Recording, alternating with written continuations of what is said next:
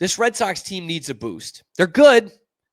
They'll probably make the playoffs, but I think they need to inject some more life in this team, not just on the pitching staff, obviously, but in this lineup. The offensive deficiencies of Masataka Yoshida, Abraham Toro, Romy Gonzalez, and Carlos Narvaez are not going to magically disappear by acquiring Nate Lowe. To unlock this offense, you need the password. That's how you're going to unleash this thing, baby. Jhostynxon Garcia. The guy's name is spelled like George Jones trying to do his sobriety test when they pulled him off the tractor. But the guy is red hot in Worcester. 64 games for the Woo Sox this year. Garcia is knocking the cover off the ball. He's slashing .309, .372, .578 slugging for a .950 OPS. Factor in 17 homers, 12 doubles, and 55 RBI in those 64 games, plus the fact that he was named to the all-minor league first team alongside Christian Campbell and Roman Anthony after last season, you got yourselves a prospect. Nay, you've got yourselves a player in Jhostynxon Garcia. Because here we are, basking in the glow of the Roman Anthony extension and looking at him as the future of the Red Sox outfield, as we should. But little did we know, we've got another piece of the next decade of the Red Sox outfield coming in right behind him. Garcia is legit, man. Not just a fun nickname, not just the long hair. This dude is crushing it. He is looking like Vlad Guerrero Jr. in AAA. And by the way, he started the 24 season in Single A. And I legitimately think he's a week and a half away at most from being a Major League Baseball player for a team that's going to make the playoffs. Now, the key player in the password's rise with the Red Sox is and will be Wilyer Abreu. You see this picture. He's coming up lame after scoring on a sacrifice fly in the game on Sunday. As of right now, he is going to continue playing. He says he's going to be back for the Yankees series, so going to miss the next two against the Orioles, and allegedly is not going to go on the IL. So, allegedly. If that did get worse, and they do put him on the shelf, the most reasonable call will be to bring up the password. Certainly there will be some thoughts on Christian Campbell. And I've said on this show before, I think Christian Campbell has a role to play for the rest of this season for the Red Sox. But I don't know if you could just bring him up and put him at second base again and put Cedon in the outfield, have Anthony, Cedon, and Duran in the outfield. I don't think it's as quick a fix as that. I don't think Christian Campbell could play second base in major games going down the stretch in an MLB season right now. I don't think you can. But you can bring up the password, like for like. Yoshida can't play the outfield. I don't want him playing at all. Jhostynxon Garcia can come up and play Wilyer Abreu's position in right field. Like for like switch. He can go in and play tomorrow. And for the long term, Wilyer Abreu factors in once again. Because for the long term, have any of you wondered why Abreu isn't locked down like a lot of the other young guys? How come Roman Anthony, Christian Campbell, Brian Bayo, Cedon Rafaela are all locked down long term, but the young Gold Glove outfielder who also leads the team in home runs this year and is also cost controlled is not locked down? Is that not fishy to anybody else? The answer, my friends, might also have to do with Jhostynxon Garcia. The guy who just can't stop hitting. He played across 3 leagues last year in the minors and still came away with an .892 OPS with 23 homers, 24 doubles, and a .356 on-base percentage. 3 different leagues. increasingly higher by the year. He kept moving up and he kept adjusting. He was thriving in the things that take hitters forever to figure out when they move up in competition.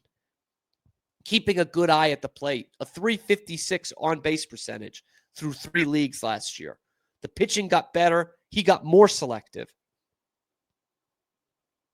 I think there are still some questions about Willie Abreu for the long term for the Red Sox. And this is going to sound weird, but those questions being around Willie Abreu for the Red Sox is a good thing for the team and for the fans. Because most teams would take Willie Abreu in a heartbeat. And I like the player. He's got a big, long swing, right? He's not going to shorten that thing up. He's not going to be Roman Anthony in that department. He's not going to have the eye of Roman Anthony in that department. He's still going to be a 250, 260 hitter, and you hope at some point he's 25 plus every single year, which he's going to get to this year.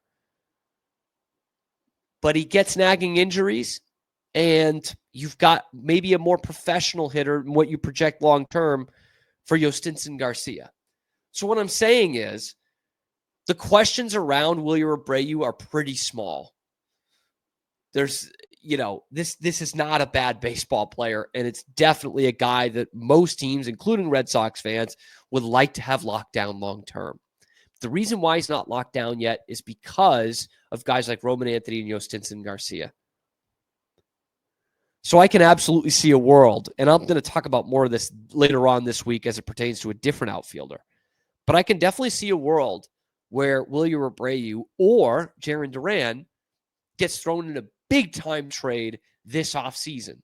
Because for the first time in a while, you have some flexibility there.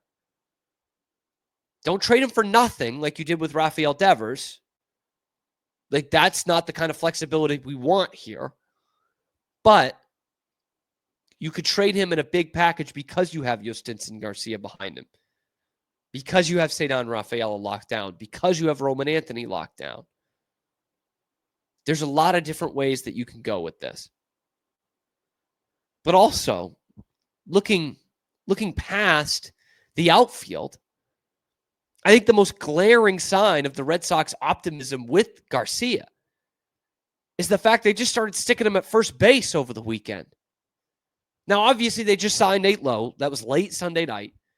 But clearly, they want Garcia to be ready to come up at their positions of need, be it the outfield, his normal territory where he's used to playing, or at first base, where he might have to fill in at the end of this regular season in the major leagues, or where he could be playing for the Red Sox for years to come.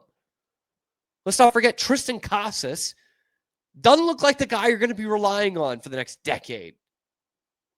Like Nate Lowe is a stopgap. Okay, he's a vet with negative WAR this year and a sub 700 OPS for the first time in his career. And he was just released by one of the worst teams in all of baseball.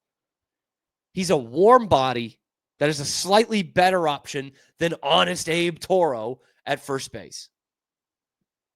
You got what you could out of Toro and probably Romy Gonzalez as well. You're hoping that you haven't gotten that yet this season from Nate Lowe, and he can give you some of that for a couple of weeks.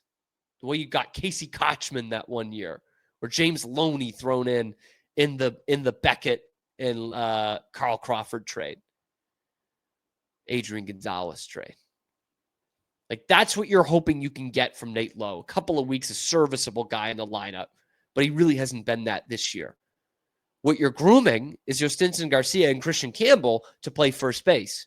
One of them is going to be a major factor at the first base position for the Red Sox in September and, dare I say, in October. But Jhostynxon Garcia is a major part of this team for the next decade. Not just a cute nickname, not just going to sell some shirts. This guy is mashing. Not unlike what we saw from Roman Anthony in his time in Worcester. In fact, the numbers are pretty similar if we're being honest. The power's there, the on base is there, and obviously we're seeing Roman Anthony do that at the major league level as well.